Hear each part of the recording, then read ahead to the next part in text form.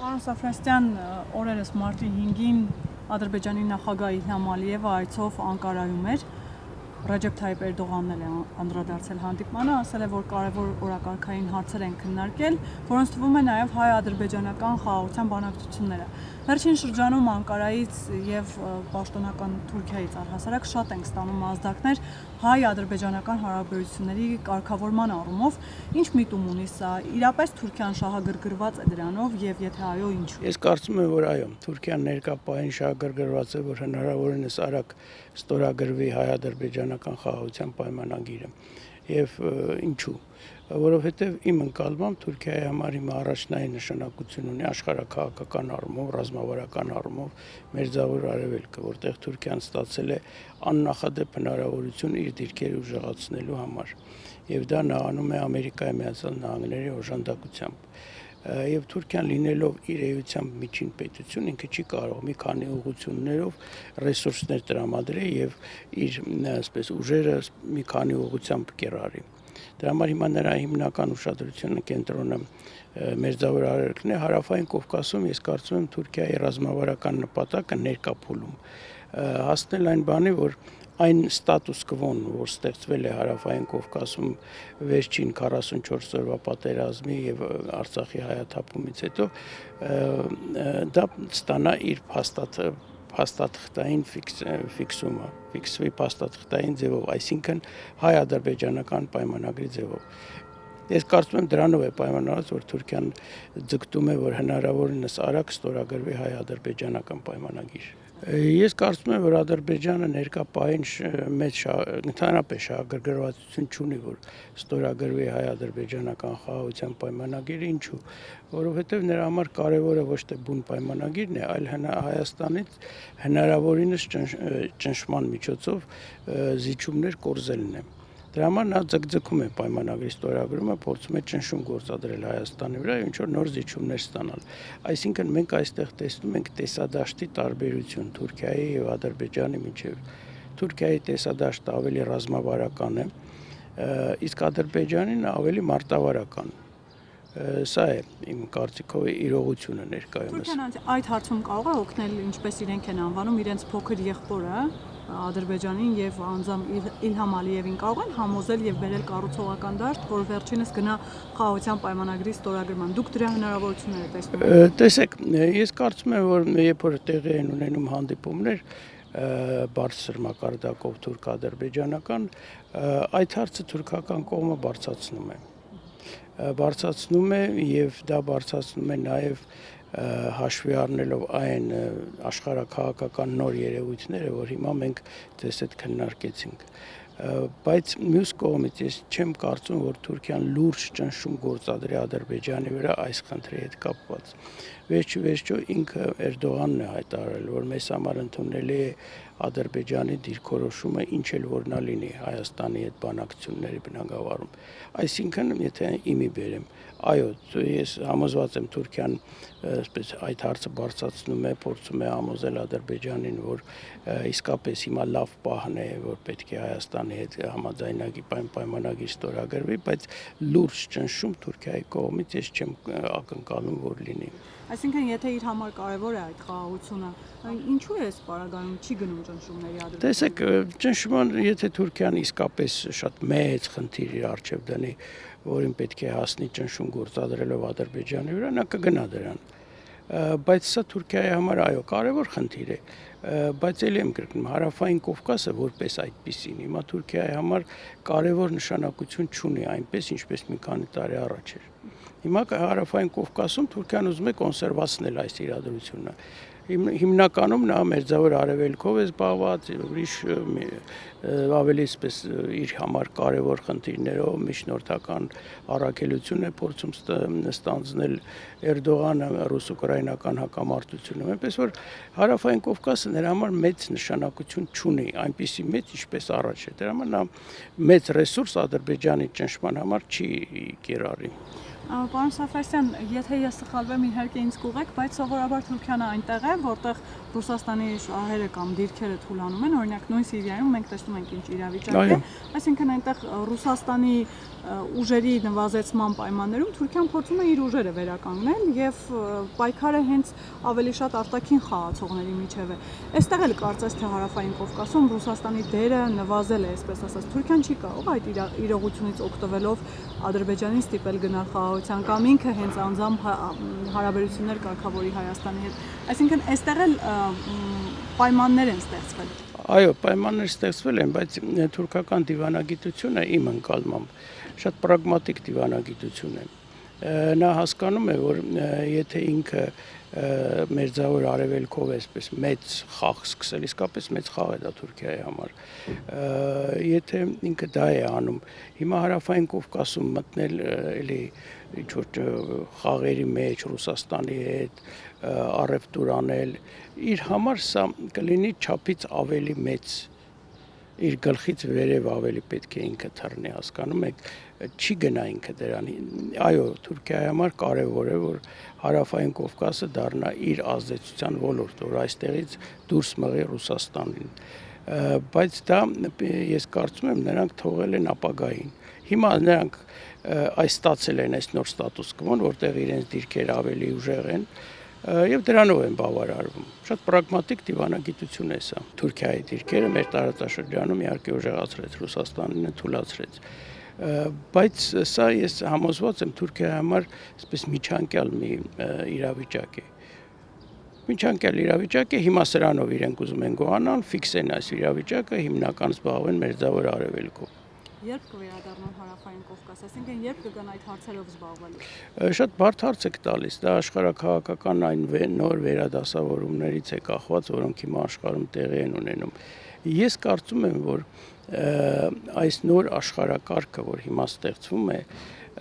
ըստ էության լինելու է չնայած բազմաբևեռ, բայց հիերարխիկ բնույթի։ Եվ Ամերիկայի Միացյալ Նահանգները եւ Ռուսաստանը, որոշ չափով նաեւ Չինաստանը այդ հիերարխիայի վերևում են լինելու։ Այսինքն դա նշանակում է, որ տեղի ունենալու Ռուսաստանի եւ Ամերիկայի միջև այսպես շահերի բաժանում տարբեր տարածաշրջաններում։ Ես կարծում եմ, որ քանի որ Ամերիկայի Միացյալ Նահանգների համար հարավային Կովկասը չունի առաջնային նշանակություն, նա կհամաձայնվի, որ հարավային Կովկասը ընդհանուր առմամբ մնա Ռուսաստանի ազդեցության ոլորտ, իհարկե Թուրքիայի ավելի ուժեղ դիրքերով։ Եվ սա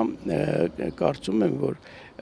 այն կոմպրոմիսն է, որ կլինի Ամերիկայի Միացյալ Նահանգների եւ Ռուսաստանի միջև,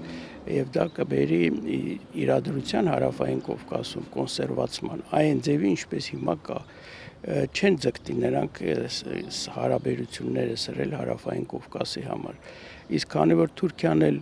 ինքը մեծ տերություն չի, միջին տերություն է, ինքը կստանա եւ ստանում է մերձավոր արևելքում ամերիկացիներից շատ մեծ առավելություններ, նա էլ ներկա փուլում չի փորձի եւ չի էլ կարողանա առանձնապես իրադրությունը սրել հարավային Կովկասում։ Իսկ նա դա կարող է անել Ադրբեջանի միջոցով։ Այսինքն Ադրբեջանը չի ստանա Թուրքիայի աջակցություն Հայաստանի դեմ լայնածավալ ռազմական գործողություններ ծավալելու համար։ Դա համար ես կարծում եմ մոտակա մի քանի տարվա ընթացքում հարավային Կովկասում այս իրադրությունը կպահպանվի։ Այսինքն ոչ պատերազմ, ոչ խաղաղություն։ Այո, եւ միակ այսպես փոփոխությունը դա կլինի հայ-ադրբեջանական բանակցությունների արդյունքում պայմանագրի ստորագրումը։ Դա կարող է լինել։ Գիտեք, շատ պարզ է իմ ընկալմամբ ամեն ինչ։ Թուրքիան կապում է Ադրբեջանի եւ Հայաստանի բանակցությունների արդյունքի հետ։ Եթե ստորագրվի հայ-ադրբեջանական պայմանագիր խաղաղության մասին, Թուրքիան կգնա որոշակի քայլերի։ Եթե չի ստորագրվի, ոչ մի քայլ չի անի։ Ինչ քայլեր կանի ինքը, եթե մենք պատկերացնենք, որ պայմանագիրը ստորագրվել է։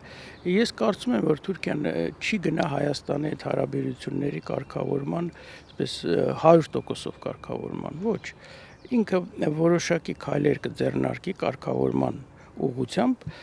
բայց վերջնական չի կարգավորի հարաբերությունները եւ սահմանը լիովին բաց չի լինի։ Թուրքիայի կողմից Հայաստանի հետ։ Այսինքն նա կփորձի պահել ինչ-որ մի բան խաղաքարտ իր ձեռքում Հայաստանի վրա ճնշում գործադրելու համար նաև ապագայում։